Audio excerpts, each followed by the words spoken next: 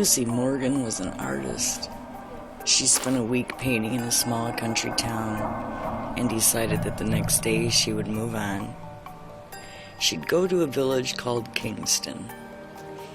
But that night Lucy had a dream. She dreamed that she was walking up a dark carved staircase and entered a bedroom. It was an ordinary room except for two things. The carpet was made up of large squares that looked like trapdoors, and windows were fastened shut with big nails that stuck up out of the wood. In her dream, Lucy went to sleep in that bedroom. During the night, a woman with a pale face, black eyes, and long black hair came into the room, leaned over the bed and whispered, "This is an evil place. Flee while you can." Touching her arm to hurry her along, Lucy awoke from her dream with a shriek.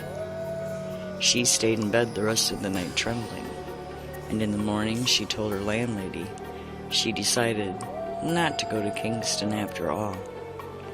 "I can't tell you why," Lucy said, "but I just can't bring myself to go there." "Then why don't you go to Dorset?" the landlady said. "It's a pretty town and isn't too far." So Lucy went to Dorset.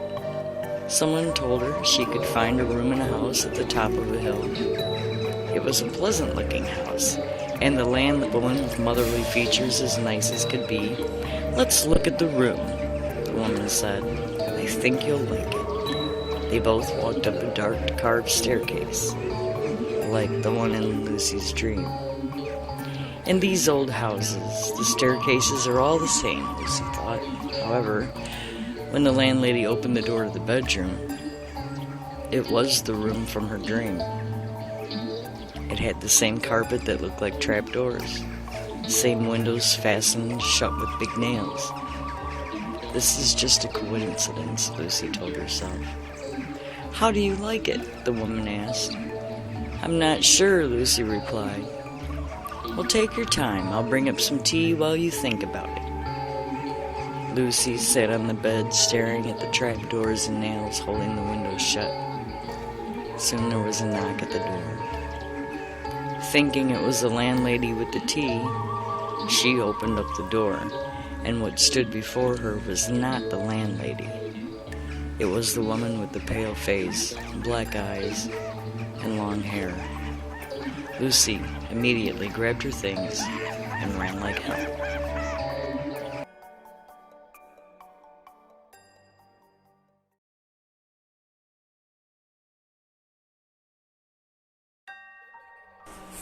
Do you hear the whispermen? The whispermen are near. If you hear the whispermen, then turn away your ear. Do not hear the whispermen, whatever else you do. For once you've heard the whispermen, they'll stop and look at you. If you hear the whispermen and you are in their sight, the presence of the whispermen will mean for you good night. Don't ignore the whispermen. They're not just in your head. Be fearful of the whispermen. Ignore them, and you're dead. Normally, you sleep soundly, but the thunderstorm raging outside is stirring you from your sleep. You begin to doze, then another crash jolts you awake. The cycle lasts most of the night, so you lay there, eyes open and outward, looking at your room stretching out before you in oblong shadows. Your eyes move from nameless object to object until you reach your mirror sitting adjacent to you across the room. Suddenly a flashing, and the mirror flickers in illumination. For a scant second, the mirror reveals to you dozens of faces, silhouettes within its frame, mouths open and eyes blackened. They stare out at you, their black pupils fixed upon your face. Then it's done. Are you sure of what you've seen? Unsettled, you don't sleep for the rest of the evening. The next morning, you remove the mirror from your wall and toss it in the trash. It didn't matter if the vision you had seen was of truth or falsehood. You wanted to be rid of that mirror. In fact, you scrap every mirror in your house. Weeks pass and the event of that night falls into passive memory. You're spending the day at a friend's house and you have to use the restroom.